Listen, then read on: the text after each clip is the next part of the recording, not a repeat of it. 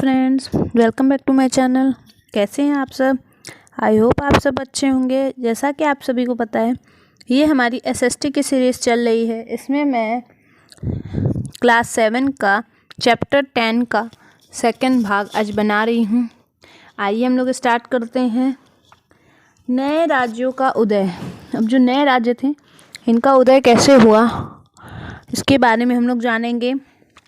यानी जो मुग़ल साम्राज्य के थे मंत्री लोग, सम्राट लोग जो थे, वो उनका अंत हुआ। उसके बाद जो नए राज्य उदय हुए, उनके जमींदार जो थे, उनके सूबेदार जो थे, जो स्वतंत्र हो गए थे मुग़ल सम्राट के कमज़ोर पड़ने पे, ठीक है। तो उन लोगों ने कैसे अपने नए राज्य का उदय किया, इसके बारे में आज हम लोग जानेंगे। आइए हम इसे स्टार्ट करते हैं। मुग़ल सम्राटों की सत्ता के पतन के साथ साथ बड़े बड़े प्रांतों के सूबेदार और बड़े जमींदारों ने उपमहाद्वीप के विभिन्न भागों में अपनी शक्ति और प्रबल बना ली। यानी देखिए, जो मुग़लों का जो सम्राट थे, जो अंतिम सम्राट थे, अब वो मुग़ल वंश ख़त्म हो रहा था जब, ठीक है। तो जब मुग़ल वंश की सत्ता ख़त्म हो रही थी, कमज़ोर पड़ रही थी, तो जो इनके बड़े बड़े सूबेदार थे और जमींदार थे, जिनके अंडर में बहुत बड़ा भाग साम्राज्य का था, उन लोगों ने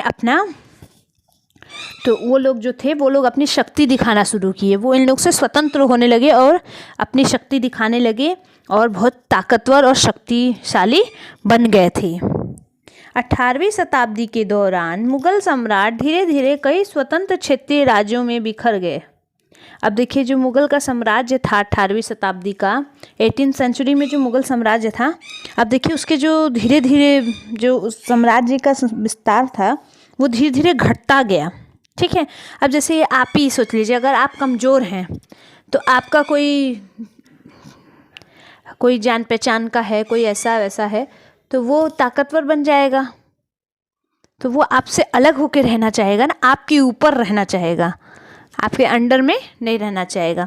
तो उसी तरह 18वीं शताब्दी में तो जो मुग़ल साम्राज्य था वो सिकुड़ने लगा, कम होने लगा, और जो क्षेत्रीय राज्य थे वो अपनी आज़ादी लेने लगे, स्वतंत्र होने लगे। इनके मुग़लों के अंदर में अब वो लोग नहीं थे, ठीक है। मोटे तौर पर 18वीं शताब्दी के राज्यों को 3 परस्पर व्यापी समूहों में बांटा जा सकता था। पहला, अवध, बंगाल व हैदराबाद, जैसे कि वे राज्य तो पहले ही मुग़ल प्रांत थे, ठीक है। अब देखिए, जो ये आपका बता रहा है, मतलब ये मोटी मोटी लाइन ड्रॉ कर रहा है कि मतलब 3 भाग में उस समय ये मुग़ल साम्राज्य तो जो था वो फैला हुआ था। एक था आपका सबसे पहले जो परस्पर समूह थे, ये 3 भागों में थे। ये कब थे? 18th सेंचुरी में थे, मतलब 18वीं शताब्दी में आपके, ठीक है। तो ये अवध, बंगाल व हैदराबाद, ये तीन प्रांत जो थे, ये एक साथ थे, ये एक राज्य थे, ठीक है। ये सबसे पहले मुग़ल प्रांत थे। जब पूछेगा अगर कि सबसे पहले मुग़ल प्रांत कौन से थे, तो आप बताएंगे अवध, बंगाल व हैदराबाद, ये तीनों राज्य सबसे पहले मुग़ल प्रांत थे, ठीक है। हालांकि इन राज्यों के शासक अति शक्तिशाली थे और काफ़ी हद तक स्वतंत्र थे। इन्होंने मुग़ल बादशाहों से औपचारिक तौर पर अपने संबंध नहीं तोड़े।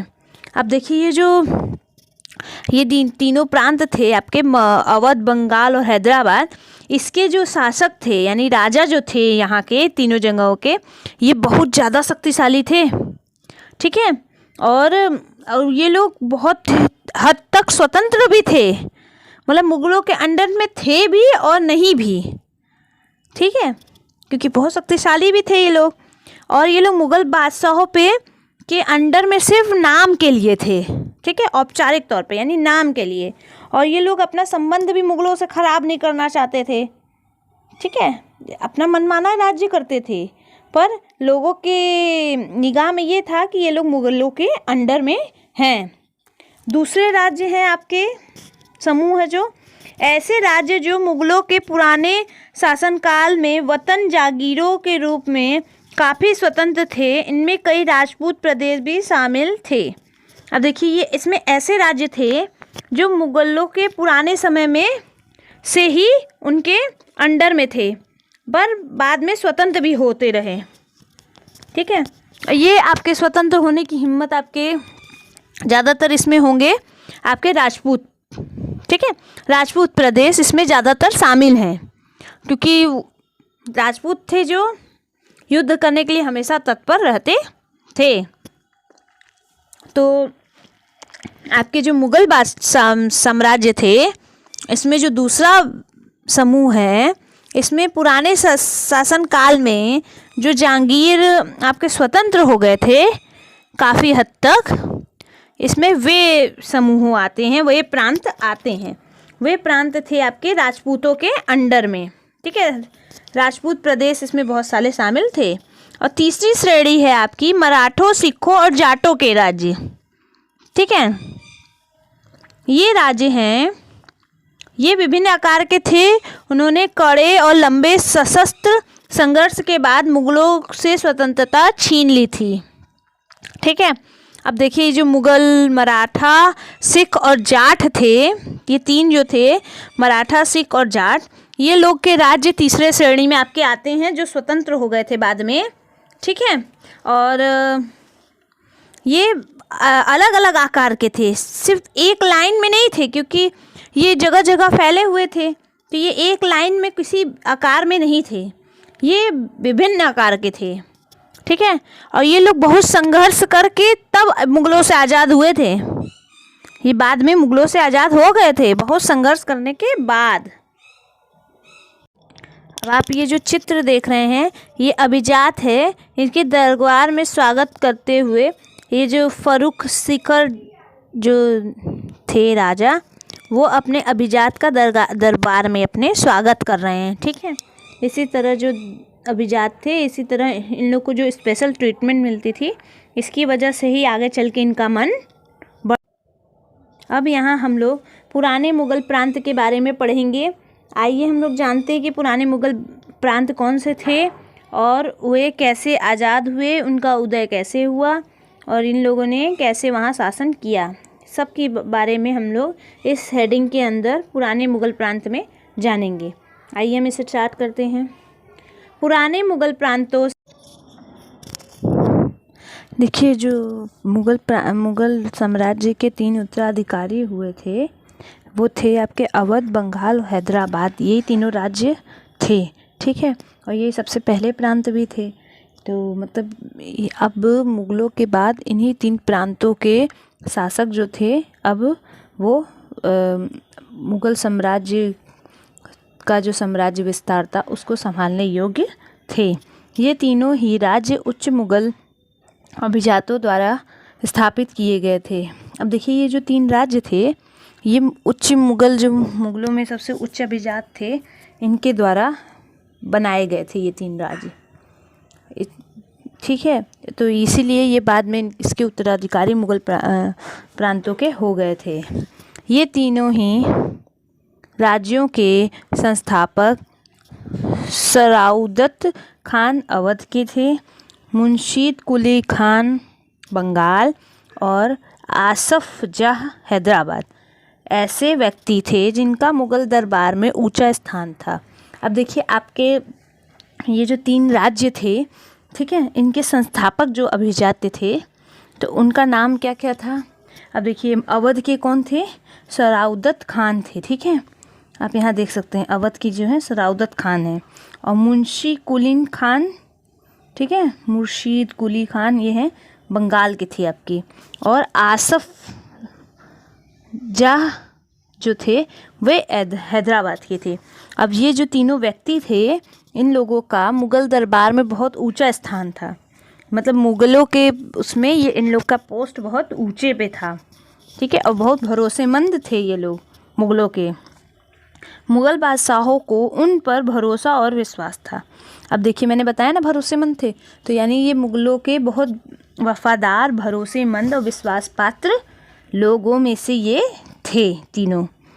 आसफ जाह और मुर्शीद कुली खान दोनों को 7-7 हज़ार रुपया जात का दर्जा मिला हुआ था, जबकि सजात खान को की जात का दर्जा 6000 था।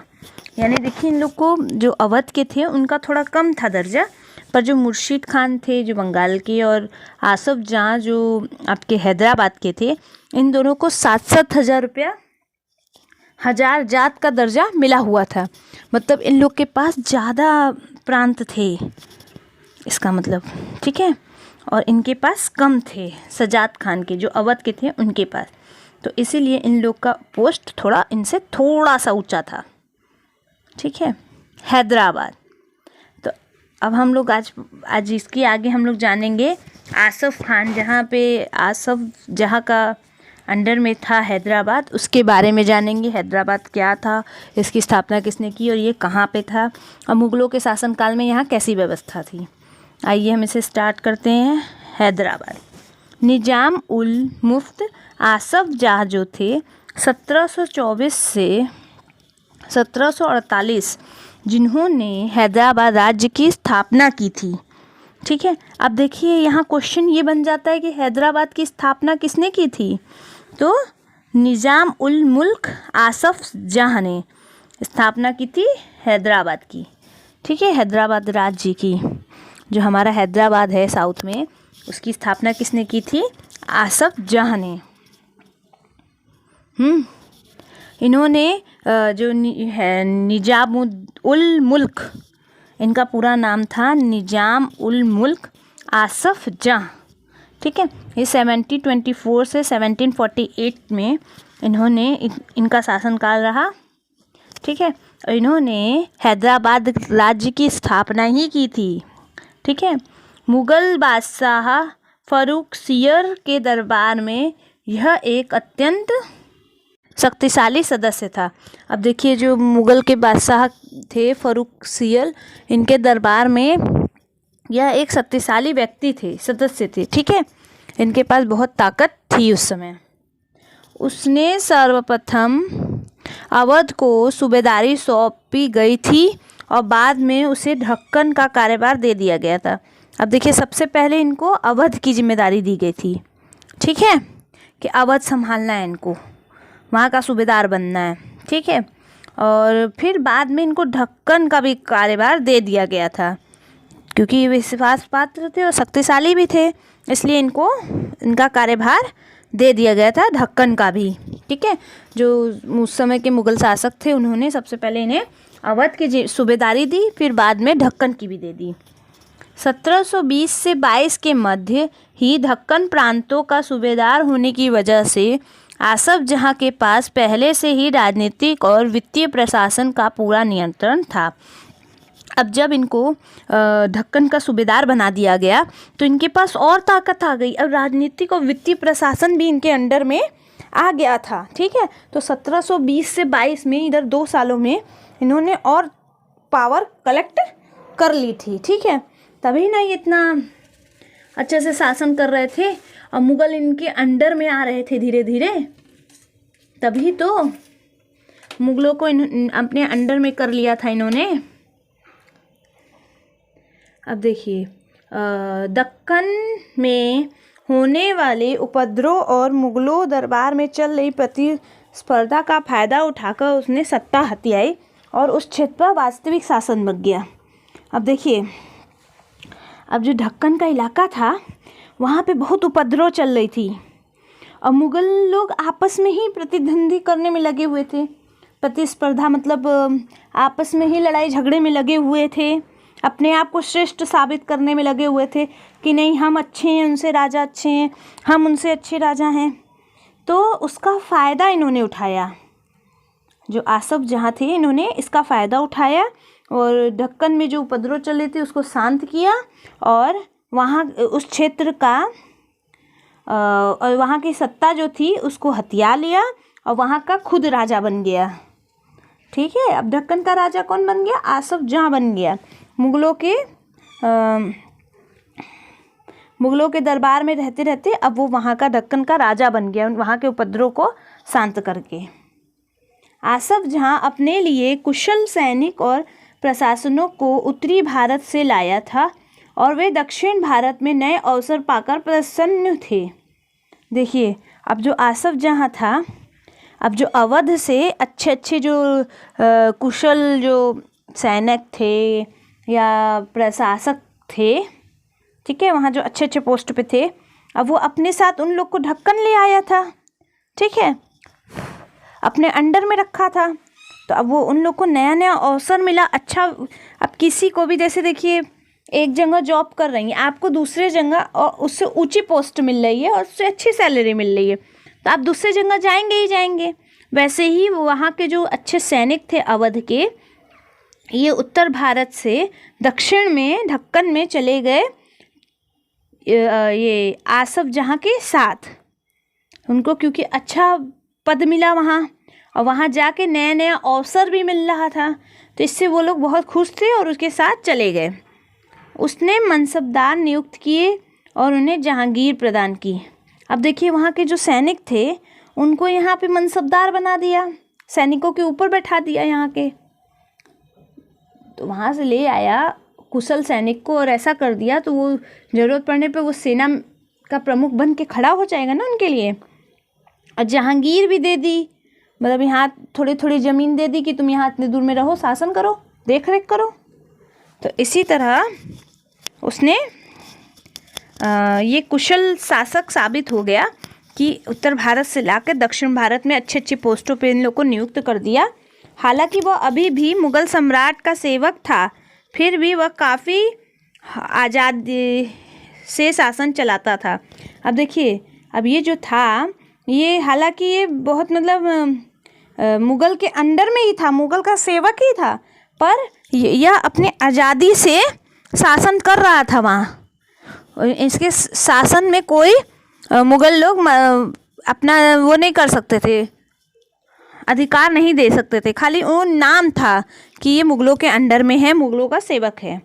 ना तो वह दिल्ली से कोई निर्देश लेता और ना ही दिल्ली उसके कामकाज में कोई हस्तक्षेप करती। अब देखिए ये जो था आसफ जहाँ जो थे, अभी ये जो दिल्ली में मुग़ल शासक के प्रमुख जो थे, शासक थे मुख्य, तो वो ना उनका कोई बात सुनता था आसफ ने, और ना दिल्ली वाले इनके कामकाज में दिक्कत करते थे। दिल्ली से कोई ये रूल फॉलो नहीं करता था और स्वतंत्र शासन करता था ना, खाली नाम का था इनके अंडर में। ना दिल्ली वाले इनके शासन में कोई हस्तक्षेप करते थे, कोई परेशानी खड़ा करते थे। बादशाह मुग़ल बादशाह तो केवल निज़ाम उल मुल्क आसफ जहाँ द्वारा पहले से किए गए निर्णयों की पुष्टि कर दिया करते थे। अब देखिए जो राजा थे, मुग़ल बादशाह थे, वो लोग क्या करते थे, जो निज़ाम उल मुल्क आसफ जहाँ जो था, मतलब यानी जो आसफ जहाँ है, वो जो फैसला लेता था उसको राजा सिर्फ सही साबित कर देते थे, क्योंकि वो इसको आजब जहाँ को वो नहीं कर सकते थे ना अपने, क्योंकि अगर वो कुछ भी हस्तक्षेप करते तो ये युद्ध करने के लिए तैयार हो जाता। इसलिए अब इसकी जो ये कह रहा है वो सही कह रहा है, ऐसा कह के मान लेते थे। हैदराबाद राज्य पश्चिम की ओर मराठों के विरुद्ध और पठारी क्षेत्र के स्वतंत्र तेलुगु सेना नायकों के साथ युद्ध करने में सादा संलग्न रहता था।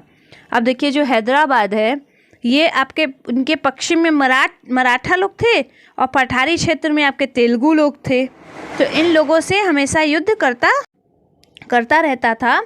यहाँ आपके मराठा इनके विरुद्ध हमेशा युद्ध करते थे और पठारी क्षेत्र के जो तेलुगु सेना नायक होते थे, इन लोग से युद्ध करने में हमेशा ये लगा रहता था, कभी ये खाली नहीं रहता था। पूर्व दिशा में निज़ाम उल मुल्क आसफ जहाँ कोरोमंडल तट पर स्थित वस्त्रोत्पादन धन संपन्न क्षेत्र पर अपना नियंत्रण प्राप्त करने की महत्वाकांक्षा रखता था। अब देखिए पर उसकी इस महत्वाकांक्षा पर उस क्षेत्र में ब्रिटिश शक्ति की उपस्थिति के कारण लोग लग गई। अब देखिए जो ये था आसफ जहाँ था, इन लोग से युद्ध करने के साथ साथ इसके पूर्व में आसफ जहाँ के कोरोमंडल तट था, वहाँ से ही कपड़े का उत्पादन होता था और वो बहुत धन संपन्न क्षेत्र था। पर वहाँ पे ये उसको अपने अंडर में करने की इसकी इच्छा थी, ठीक है।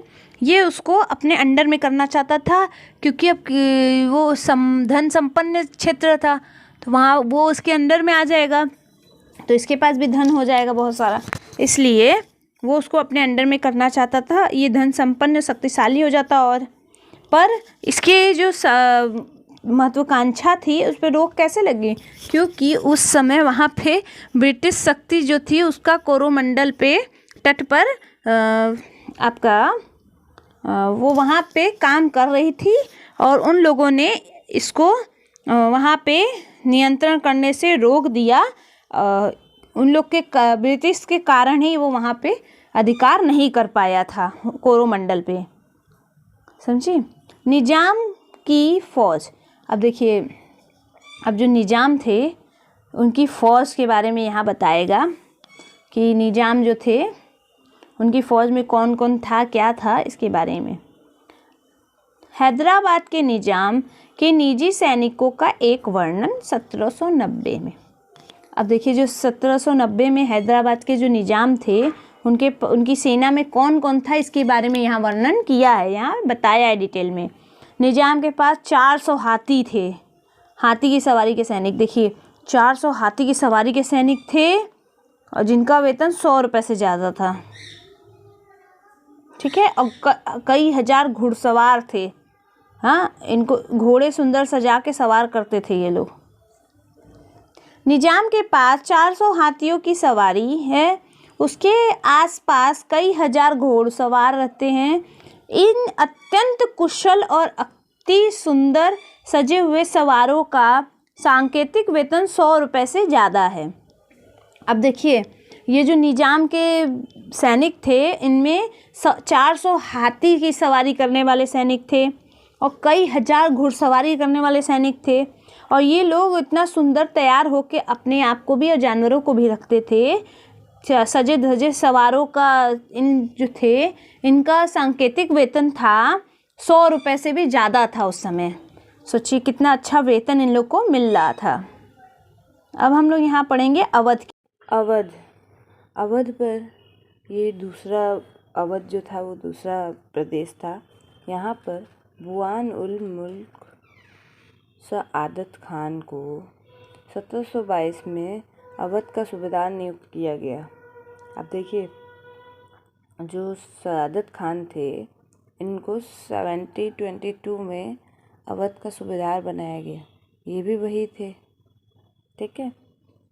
मुगल सल्तनत साम्राज्य का विघटन होने पर जो राज्य बने उसमें राज्य सर्वाधिक महत्वपूर्ण राज्यों में से एक था। अब देखिए, विघटन यानी जो स्वतंत्र हुए राज्य मुगल साम्राज्य में से अलग हुए, उनमें सबसे ज़्यादा महत्वपूर्ण कौन सा था राज्य? अवध था आपका। अवध एक समृद्धशाली प्रदेश था जो गंगा नदी के उपजाऊ मैदान में फैला हुआ था।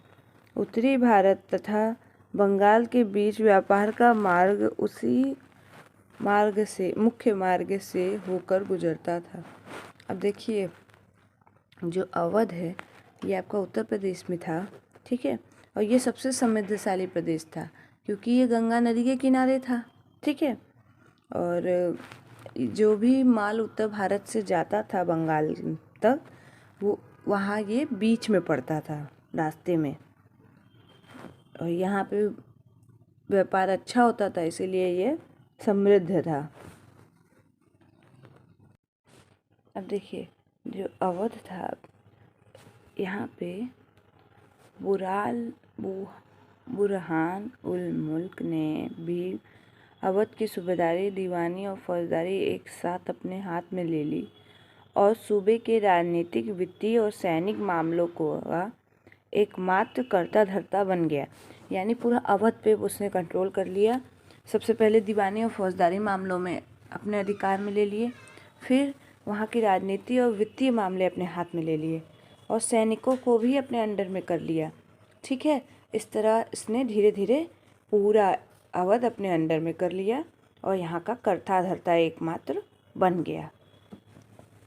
अपने राज्य को सुदृढ़ करने की कोशिश में मुगल सूबेदार दीवान के कार्यकाल पर क्यों नियंत्रण जमाना चाहते थे। देखिए, ये क्वेश्चन यहाँ पूछ रहा है कि जो मुगल सूबेदार थे, ये लोग अपना राज्य बनाने के लिए, जो राज्य वे सूबेदार हैं उसे अपना राज्य बनाने के लिए वहाँ के दीवानी कार्यालय पर नियंत्रण क्यों जमाते थे। क्योंकि अगर सब जगह नियंत्रण हो जाएगा तो सब उनके अंडर में हो जाएगा, नॉर्मल सी बात है, इसीलिए वो लोग चाहते थे। बुरहान उल मुल्क ने अवध में मुगल प्रभाव को कम करने की कोशिश के चलते मुगलों द्वारा नियुक्त अधिकारियों की संख्या में कटौती कर दी। अब देखिए, जो बुरहान उल मुल्क थे यानी सआदत खान ना, जिनके अंडर में अवध था, वो अवध के क्षेत्र को प्रभाव कम करने के लिए, राजा का प्रभाव कम करने के लिए कोशिश करने लगे। और वहाँ पे जितने मुगल साम्राज्य के, मुगल शासक के जितने भी अधिकारी थे, उनको वहाँ पे से धीरे धीरे हटाने लगे, या तो उनको अपने अंडर में करने लगे या उन्हें हटाने लगे थे। इसी तरह ना धीरे धीरे अवध पर इन लोगों ने कब्जा किया। उन लोगों ने नहीं, उसने जहांगीरों के आकार में भी कटौती कर दी और रिक्त स्थानों पर अपने निष्ठावान सेवकों को नियुक्त कर दिया। अब देखिए, लोगों को हटाता गया और वहाँ जहांगीर जो थे उनके भी लोग लगे हुए थे। जहांगीर पद था,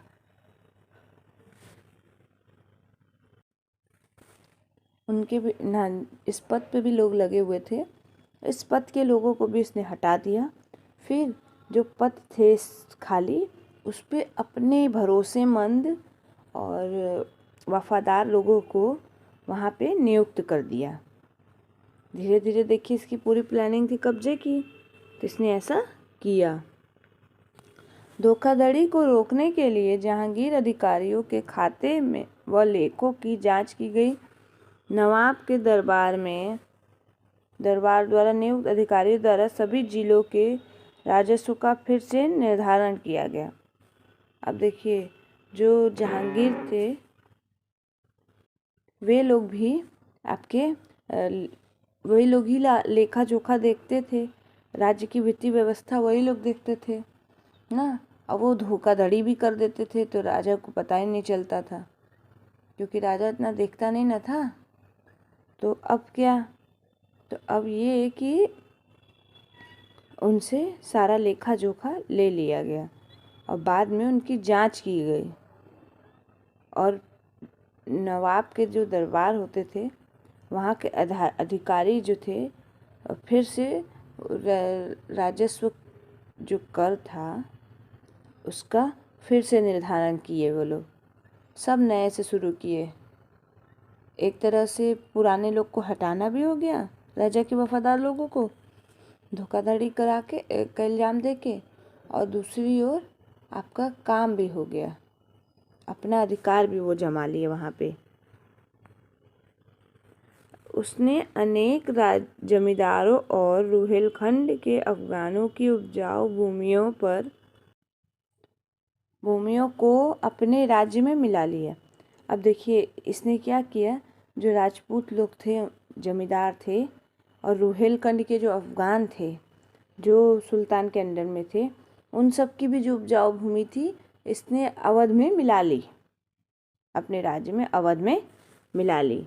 अब देखिए, जो जिनकी बात कर रहे हैं ये वही हैं, शहादत खान। देखिए, इनकी फ़ोटो दी है, नीचे नाम लिखा है बराहन उल मुल्क, तो इनका नाम था शहादत खान। यही थे जिन्होंने अवध के थ्रू, सूबेदार थे, बाद में उस पर अपना कब्जा कर लिया। राज्य ऋण प्राप्त करने के लिए स्थानीय सेठ, साहूकार और महाजनों पर निर्भर रहता था। राज्य और राजस्व का ठेका सबसे ऊंची बोली लगाने वाले इजारेदार को देता था। राज्य ऋण प्राप्त करने के लिए स्थानीय सेठ, साहूकार और महाजनों पर निर्भर रहता था। अब राज्य से कोई ऋण लेना होता था लोगों को तो वो स्थानीय सेठ पे जाते थे, साहूकार के पास जाते थे, महाजन जो थे उनके पास जाते थे।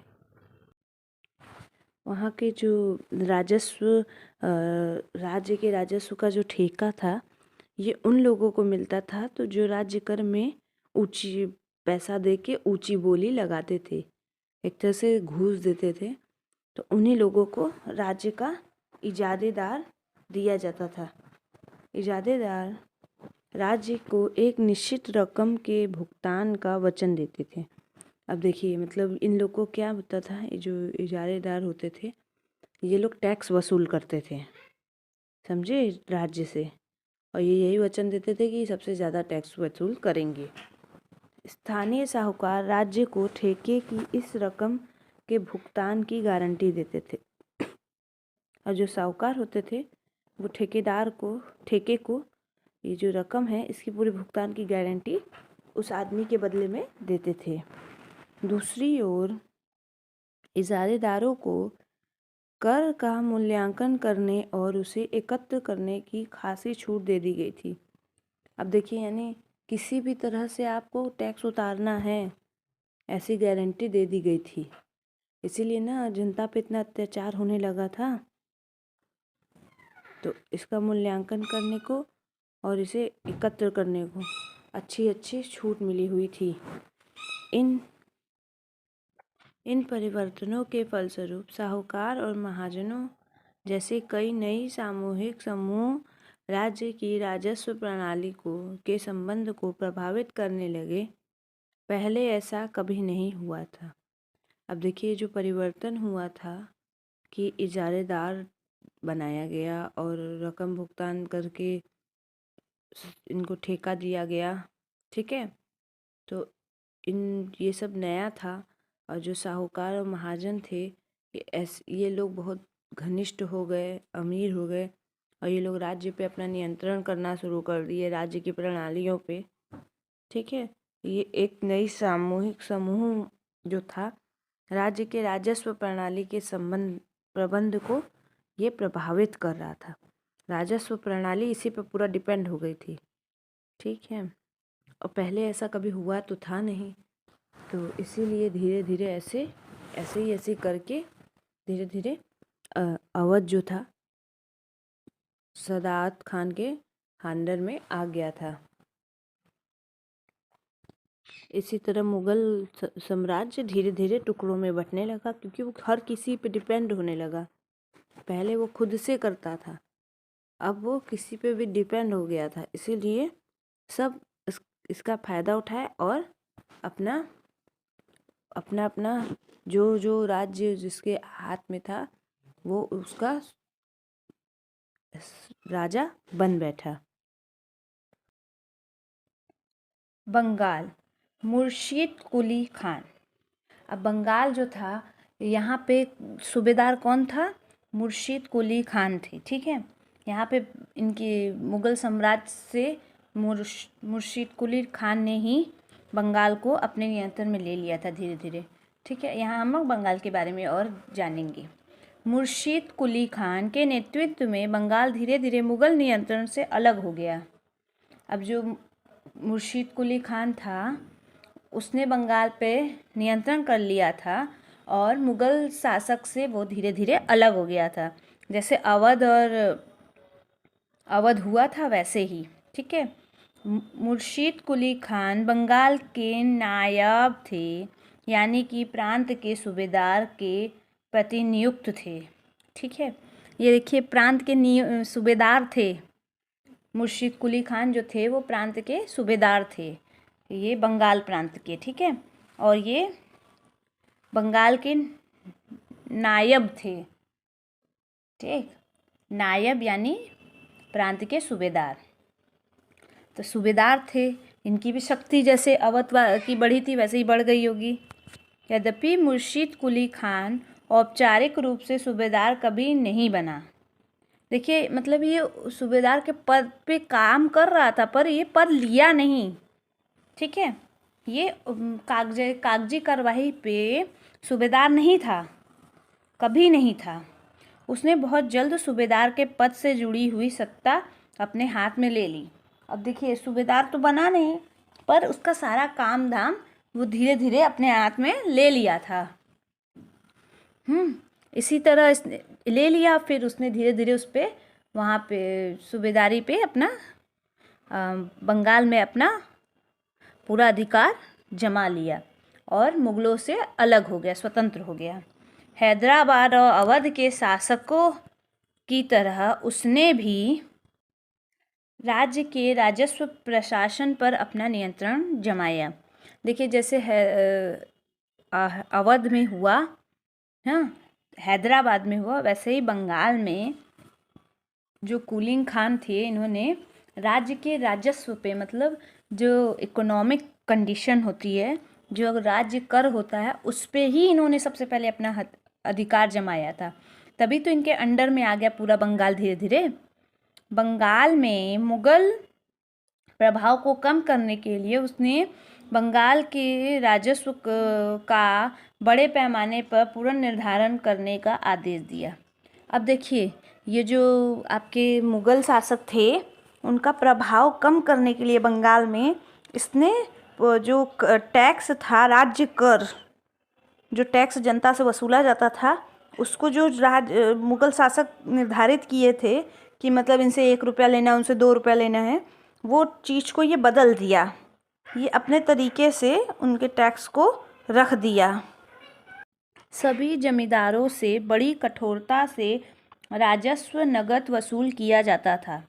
अब देखिए, यहाँ के जो जमींदार थे बंगाल के, उनसे बहुत कठोरता से, मतलब कि आपको तुम्हें इतने दिन में देना है तो देना है, ऐसे करके टैक्स वहाँ से वसूल किया जाता था। परिणाम स्वरूप बहुत से जमींदारों को महाजनों तथा साहूकारों से उधार लेना पड़ता था।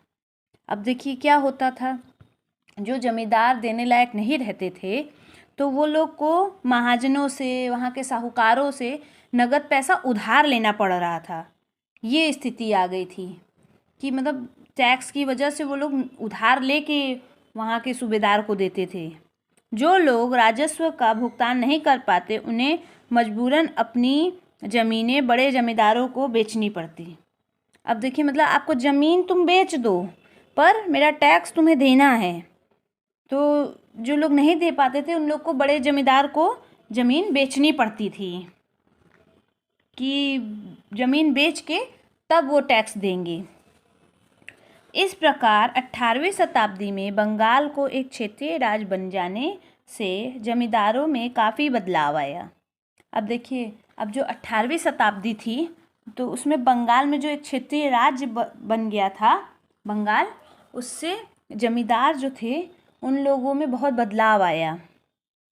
राज्य और साहूकारों के बीच हैदराबाद तथा अवध में जो घनिष्ठ संबंध था, वह अलीवर्दी खान के शासनकाल में 1740 से 1756 में बंगाल में भी स्पष्ट दिखाई दिया। अब देखिए, ये जो 3 मुख्य प्रांत थे मुगल साम्राज्य के, तो इन लोगों में आपस में मतलब मित्रतापूर्ण व्यवहार, वो भी था, आपका व्यवहार कह सकते हैं, आपस में घनिष्ठ संबंध जो बोलते हैं, रिलेशन, ठीक है। तो जो यहाँ के राज्य और साहूकार थे, इन लोग के बीच में भी बहुत घनिष्ठ संबंध था, बहुत अच्छी बातचीत थी इन लोग के बीच में। और वैसा ही अलीवर्दी खान जो थे, इनके शासनकाल में भी देखने को मिला 1740 से 1756 के बीच में।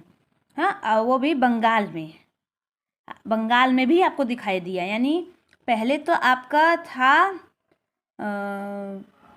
अवध में और हैदराबाद में, पर बाद में बंगाल में भी दिखाई दिया।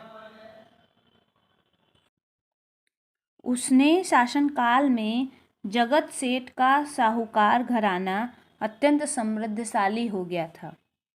अब जो ये समय था, इस समय जो शासनकाल चल रहा था, यानी अलीवर्दी खान का जो शासनकाल चल रहा था, इस समय देखिए एक बहुत इस समय के जो सेठ थे, साहूकार थे, जगत सेठ, इनका घराना मतलब इनका पूरा खानदान बहुत समृद्ध हो गया था, बहुत पैसा था इनके पास।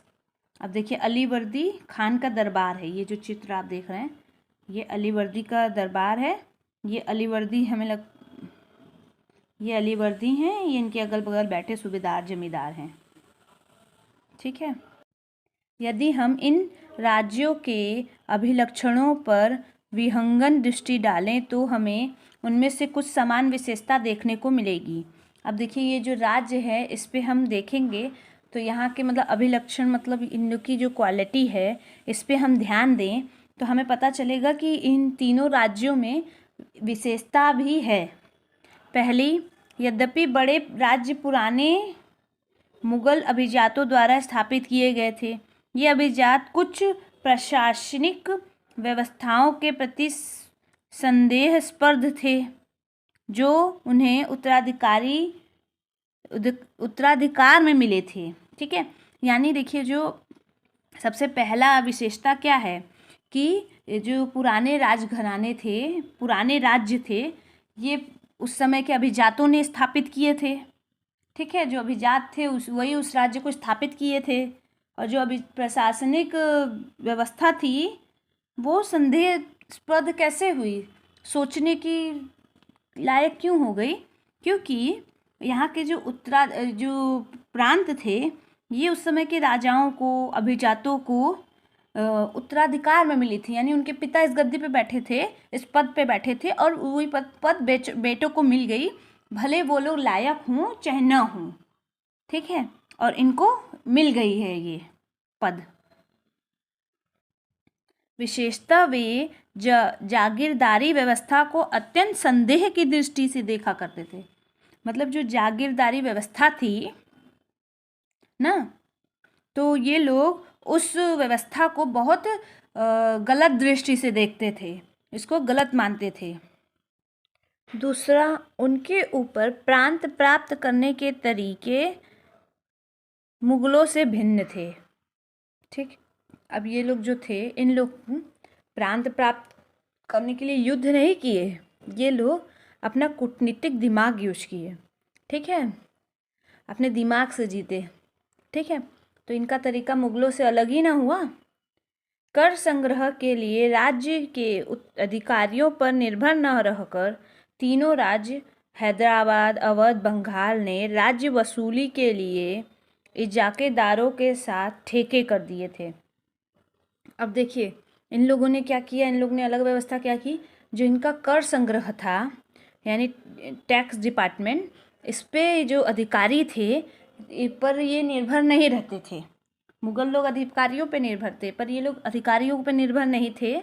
ये लोग तीनों जो थे राज्य, आपके हैदराबाद, अवध और बंगाल, ये लोग राज्य वसूली के लिए, कर वसूली के लिए इजारेदारों के साथ ठेके कर लिए रहते थे। मतलब इन लोग को ठेका दे देते थे कि आप जो तुम्हें इतना इतना टैक्स वसूल करना है, जो ज़्यादा टैक्स वसूल करेगा उसको ठेका मिलेगा अगली बार फिर। तो ये इजाकेदार प्रथा के थ्रू ये वसूलते थे टैक्स। इजाकेदार की प्रथा जो मुगलों द्वारा पूर्णतः नापसंद की गई थी, 18वीं शताब्दी में समस्त भारत में फैल गई थी। तथापि देहात के उनके प्रभाव में क्षेत्रीय विभिन्नताएं थीं। अब देखिए जो प्रथा थी जाकेदार की प्रथा, ठीक है, तो ये मुगल जो थे ये इसको बिल्कुल भी पसंद नहीं करते थे, इस प्रथा को एकदम। और पर यही प्रथा के थ्रू जो यहाँ के सूबेदार थे उन लोगों ने यहाँ पे कब्जा किया था।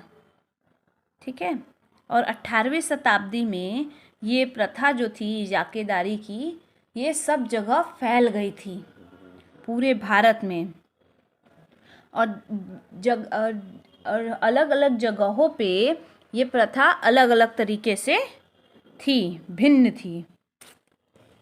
इन सभी क्षेत्रीय राज्यों में तीसरा सामान्य लक्षण यह था कि उनमें राज्य और धनी महाजनों तथा वाणिक जनों के बीच संबंध उभरने लगे।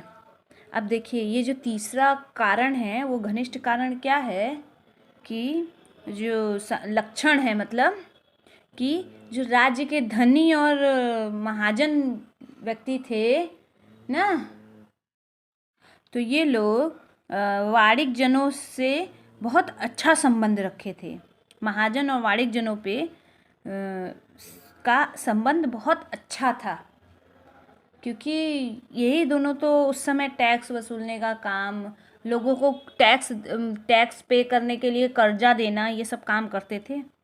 ये साहूकार महाजन लोग लगान वसूली करने वाले इजादारों को पैसा उधार देते थे, बदले में प्रतिभूति, जमानत या बंधक के रूप में ज़मीन रख लेते थे और उनकी जोतों से खुद के कारिंदों के जरिए कर वसूल किया करते थे। अब देखिए ये जो टैक्स हैं, ये साहूकार महाजन लोग थे, ये लोग लगान वसूलने के लिए ना इजाकेदारों को पैसा उधार देते थे। जो टैक्स वसूल करने वाले थे उनको पैसा उधार, और उन लोग को पैसे उधार दे देता था, बदले में उनकी ज़मीन रख लेता था और ज़मीन में जो फसल होती थी उससे उधार वसूल करता था। और जो अपने कारीगर और अपने आदमी लोग थे उनके जरिए ये लोग टैक्स वसूल करते थे। इस प्रकार समस्त भारत में धनागण्य साहूकारों और महाजनों की इस नई राजनीतिक व्यवस्था में साझेदारी बढ़ रही थी। अब देखिए इस तरह भारत में जो राजनीतिक व्यवस्था थी, इसमें साहूकार और जमींदार जो थे, महाजन जो थे, इन लोग की साझेदारी बढ़ती जा रही थी, क्योंकि वो इस व्यवस्था से अमीर होते जा रहे थे। अब देखिए कोई भी व्यक्ति आपसे पैसा उधार लिया और आप उसको ज़मीन रख लिए उसकी, ठीक है, अब ज़मीन रख लिए तो उस ज़मीन पे खेती हुई है तो वो फसल भी तो आपकी हो गई। तो इस तरह उस फसल को बेच के आप अपना पैसा वसूल कर तो लिए, पर जब तक वो आदमी आपको ज़मीन का पैसा नहीं दे देगा तब तक तो आप उसके ज़मीन में जितना फसल होगा वो आपका होगा। तो इसी तरह करते करते जो साहूकार और महाजन थे वो दिन पे दिन अमीर हो रहे थे और राजनीतिक व्यवस्था में उनकी साझेदारी बढ़ती जा रही थी। राजपूतों की वतन जागीरी। राजपूत जो थे उन लोग अपने वतन में जो उनके जागीर होते थे उसके बारे में हम लोग यहाँ पढ़ेंगे कि हेडिंग में कि राजपूत के पास कितनी जागीरें थी, घराने थे और वो लोग अपने वतन को कितना मानते थे। ठीक है, तो अब इसके बारे में आइए हम लोग स्टार्ट करते हैं। बहुत से राजपूत घराने, विशेष रूप से अंबर और जोधपुर के घराने, मुग़ल व्यवस्था में विशिष्टता के साथ सेवारत रहे थे।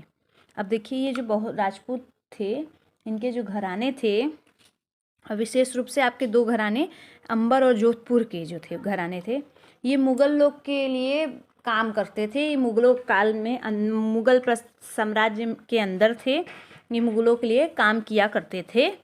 बदले में उन्हें अपनी वतन जहांगीर पर पर्याप्त स्वायत्तता का आनंद लेने की अनुमति मिली हुई थी। यानी जो इनके पास जहांगीर थी, जहांगीर मतलब ज़मीन जायदाद, और इनका अपने एरिया में अपने खुद की, उसका फ़ायदा उठाने का मौका इन्हें मिलता था। वहाँ इनको कैसे भी ये रह सकते थे आज़ादी से और आराम से अपना जीवन यापन कर सकते थे। अब 18वीं शताब्दी में इन शासकों ने अपने आसपास के इलाकों पर अपने नियंत्रण का विस्तार करने के लिए अपने हाथ पांव मारने शुरू कर दिए। अब देखिए जो 18वीं शताब्दी थी, तो ये जो घराने थे, ये लोग अपने आसपास के इलाकों पर मतलब अपना साम्राज्य विस्तार करना शुरू कर दिए थे।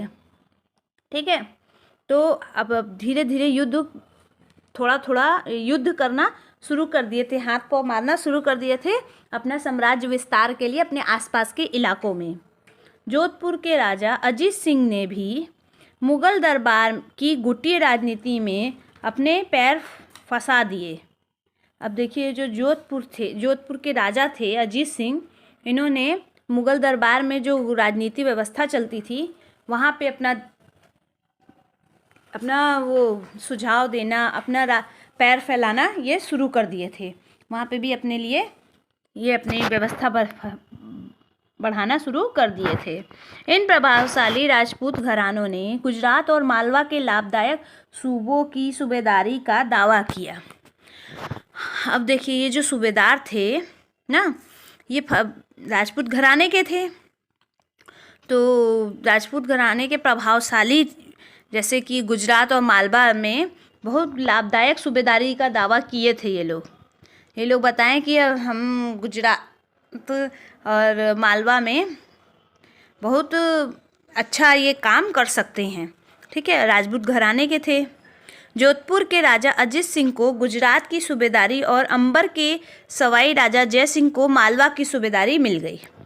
देखिए, अब इससे क्या हुआ कि जो जोधपुर के राजा थे अजीत सिंह, इनको गुजरात की सूबेदारी मिली, और जो अंबर के राजा थे सवाई राजा, ठीक है, जय सिंह, इनको मालवा की सूबेदारी मिली। तो इन लोगों ने भी बाद में अपना अधिकार जमा लिया होगा। बादशाह जहांदार शाह ने 1713 में इन राजाओं के इन पदों का नवीनीकरण कर दिया। अब देखिए, जैसे ये राजा जो थे अजीत सिंह और जय सिंह, इन लोगों पे, इन दोनों बहुत वफादार थे। तो इन लोग पे उस समय के बादशाह जो थे जहांदार शाह 1713 में, इन लोगों ने इनके जो ये दोनों राजा थे, इनके पद का नयाकरण कर दिया, नवीनीकरण। जैसे कोई पुरानी व्यवस्था चलती आ रही है, उसमें कुछ नया डाल दो, वैसे ही। ठीक है, कर दिया अब नवीनीकरण। उसने अपने वतनों के पास पड़ोस के शाही इलाकों के कुछ हिस्सों पर कब्जा करने की भी कोशिश की। अब देखिए, जो राजा था, इसने अपने वतन और उसके आसपास के जो इलाके थे, शाही इलाके, इन पे भी कब्जा करने की कोशिश वो कर रहे थे। जोधपुर राजघराने ने नागौर को जीत लिया और अपने राज्य में मिला लिया। अब देखिए, जो मतलब ये दोनों जो राजा थे, तो इन लोग भी शांति से नहीं बैठ रहे थे। ये लोग भी अपना साम्राज्य विस्तार के चक्कर में लगे हुए थे। ठीक है, कि अब जब हमें इस पे कब्जा करना ही है, तो हम अपना साम्राज्य विस्तार भी करते रहें। अधिकार मिल ही गया है जब, तो साम्राज्य विस्तार करते रहें। तो जोधपुर के जो राजा थे, वो नागौर जीत लिए थे। नागौर पे हमला किए और नागौर को जीत लिए और अपने राज्य में मिला लिया। और दूसरी ओर जो अंबर के राजा थे, उन्होंने बूंदी के बड़े हिस्से पे अपना कब्जा कर लिया था। यानी जो आपके जय सिंह थे, इन्होंने बूंदी पे हमला किया और उसके बड़े हिस्से को अपने अंडर में कर लिया, उस पर अपना कब्जा कर लिया, उसको अपने साम्राज्य में मिला लिया। सवाई राजा जय सिंह ने जयपुर में अपनी नई राजधानी स्थापित की और उसे 1722 में आगरा की सूबेदारी दे दी गई। अब देखिए, जो राजा था सवाई राजा जय सिंह, ये जयपुर में अपनी राजधानी स्थापित किया। ठीक है, जयपुर को अपनी राजधानी बनाया। जय सिंह जयपुर को अपनी राजधानी बनाया था और 1722 में इसको आगरा का सूबेदार भी नियुक्त कर दिया गया। ठीक है, तो यानी 1722 में जो सवाई का राजा जय सिंह था, इसको आगरा का सूबेदार बनाया गया था। अभी जोधपुर के राजा को नहीं बनाया गया है। 1740 के दशक से राजस्थान में मराठों के अभियानों ने इन रजवाड़ों पर भारी दबाव डालना शुरू कर दिया, जिससे उनका अपना विस्तार आगे होने से रुक गया। अब जो ये लोग थे आपके राजस्थान के मराठा थे, इन लोगों ने 1740 में अभियान शुरू कर दिया था। ठीक है, तो इससे ये लोग अपना, तो उन लोगों के रजवाड़े जो थे, उनके वजह से ये लोग आगे अपना साम्राज्य विस्तार नहीं कर पाए। अब ये लोग यहीं रुक गए, जितना इनका साम्राज्य था उतने पे ही ये लोग रुक गए थे। जयपुर के राजा जय सिंह। अब हम लोग यहाँ जयपुर के राजा जय सिंह के बारे में पढ़ेंगे। 1732 के एक फारसी वृत्तांत में राजा जय सिंह का वर्णन। अब जो 1732 में फारसी वृत्तांत लिखा गया था जय सिंह के ऊपर, उसका वर्णन हम लोग पढ़ेंगे। राजा जय सिंह अपनी सत्ता की चरम सीमा पर थे। 12 वर्ष के लिए वे आगरा के सूबेदार रहे और 5 से 6 वर्ष के लिए मालवा के। उनके पास विशाल सेना, तोपखाना, भारी मात्रा में धन संपदा थी। उनका प्रभाव दिल्ली से लेकर नर्मदा तक फैला हुआ था। तो अब जो राजा जयसिंह थे उनके बारे में 1732 में लिखा जा रहा है कि जो राजा जयसिंह हैं वो अपनी मतलब सबसे अच्छी राजनीति व्यवस्था इनकी थी। ये अपनी सत्ता के चरम सीमा पे पहुंच गए थे। 12 साल ये आगरा के सूबेदार रहे और 5 से 6 साल मालवा के रहे। इनके पास बहुत बड़ी विशाल सेना थी, ठीक है, और तोपखाने थे बहुत सारे, भारी मात्रा में धन संपदा थी। धन संपदा नहीं, पैसा और प्रॉपर्टी भी थी बहुत। इनका प्रभाव ये जो थे, इनका प्रभाव जो दिल्ली से लेकर के नर्मदा नदी तक फैला हुआ था। मेहरागढ़ का किला है ये जोधपुर का, जहाँ जयसिंह रहते थे। देखिए ये आप ये किले को देख रहे हैं, ठीक है। यहीं हमारा वीडियो ख़त्म होता है। आई होप आपको वीडियो समझ में आया होगा। फिर भी कोई डाउट या प्रॉब्लम हो तो कमेंट सेक्शन में कमेंट करके आप मुझसे पूछ सकते हैं। Thank you so much. मेरा वीडियो लाइक और चैनल को सब्सक्राइब करना मत भूलिएगा।